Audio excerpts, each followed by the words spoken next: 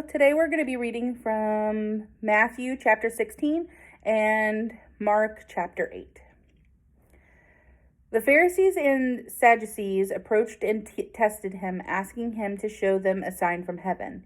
He replied, "When evening comes, you say it will be good weather because the sky is red, and in the morning today will be stormy because the sky is red and threatening. You know how to read the appearance of the sky, but you can't read the signs of the times. An evil and adulterous generation demands a sign, but no sign will be given to it except the sign of Jonah." Then he left them and went away. The disciples reached the other shore, and they had forgotten to take bread. Then Jesus told them, "Watch out and beware of the leaven of the Pharisees and Sadducees." They were discussing among themselves, "We didn't bring any bread." Aware of this, Jesus said, "You of little faith, why are you discussing among yourselves that you do not have bread? Don't you understand yet? Don't you remember the 5 loaves for the 5,000 and how many baskets you collected?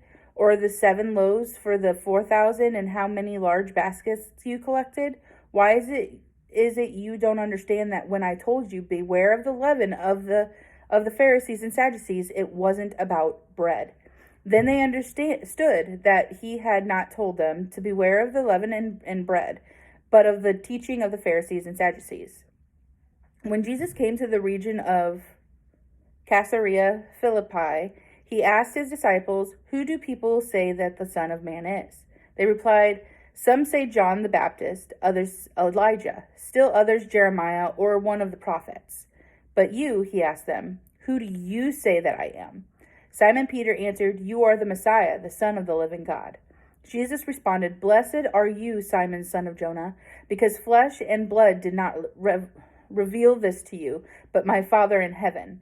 And I also say to you that you are Peter, and on this rock I will build my church, and the gates of Hades will not overpower it. I will give you the keys of the kingdom of heaven, and whatever you bind on earth will have been bound in heaven, and whatever you loose on earth will have been loosened in heaven." Then he gave the disciples orders to tell no one that he was the Messiah.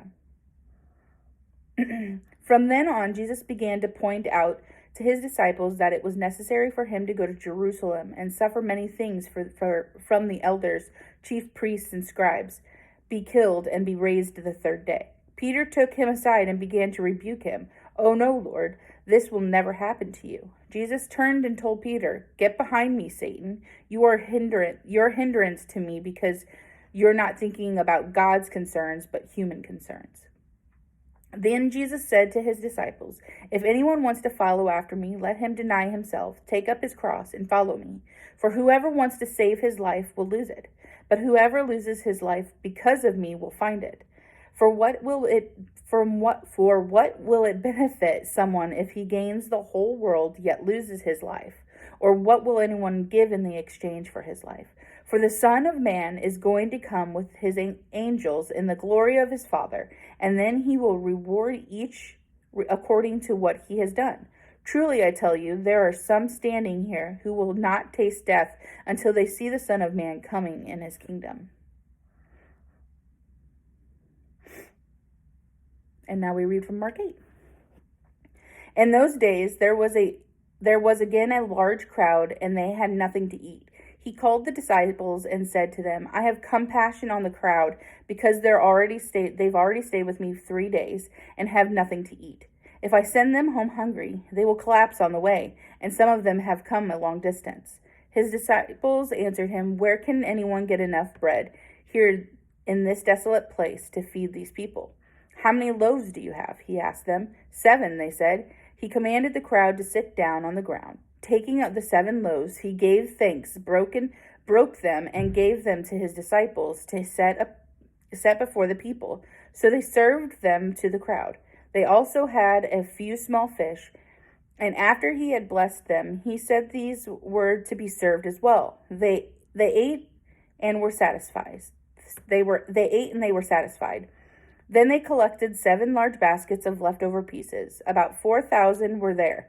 He dismissed them, and he immediately got into the boat with his disciples and went to the district of Dalmanutha. Dalmanutha. I think I said that wrong. The Pharisees came and began to argue with him, demanding of him a sign from heaven to test him. Sighing deeply in the spirit, he said, "Why does this generation demand a sign? Truly, I tell you, no sign will be given to this generation." Then he left them, got back into the boat, and went to the other side. The disciples had forgotten to take bread and had only one loaf with them in the boat. Then he gave them strict orders. "Watch out, beware of the leaven of the Pharisees and the leaven of the Herod." They were discussing among themselves that they did not have any bread. Aware of this, he said to them, "Why are you discussing the fact that you have no bread? Don't you understand or comprehend? Do you have a hardened heart? Do you have eyes and not see? Do you have ears and not hear? And do you not remember? When I broke the 5 loaves for the 5,000, how many baskets full of leftovers did you collect?" 12, they told him. "When I broke the 7 loaves for the 4,000, how many baskets full of pieces did you collect?" 7, they said. And he said to them, "Don't you understand yet?" Then they came to Bethsaida. They brought a blind man to him and begged him to touch him. He took the blind man by the hand and brought him out of the village. Spitting on his eyes and laying his hands on him, he asked him, "Do you see anything?" He looked up and said, "I see people. They look like trees walking." Again, Jesus placed his hands on the man's eyes. The man looked intently, and his sight was restored, and he saw everything clearly. Then he sent him home, saying, Don't even go into the village." Jesus went out with his disciples to the villages of Caesarea Philippi. And on the road he asked his disciples, "Who do people say that I am?" They answered him, "John the Baptist, others Elijah, still others one of the prophets. But you, who do you say that I am?" Peter answered him, "You are the Messiah." And he strictly warned them to tell no one about him. Then he began to teach them that it was necessary for the Son of Man to suffer many things and be rejected by the elders, chief priests, and scribes, be killed and rise after 3 days.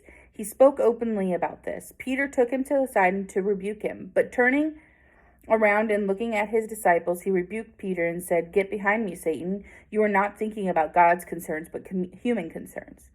Calling the crowd along with his disciples, he said to them, If anyone wants to follow after me, let him deny himself, take up his cross, and follow me. For whoever wants to save his life will lose it, but whoever loses his life because of me and the gospel will save it. For what does it benefit someone to gain the whole world and yet lose life?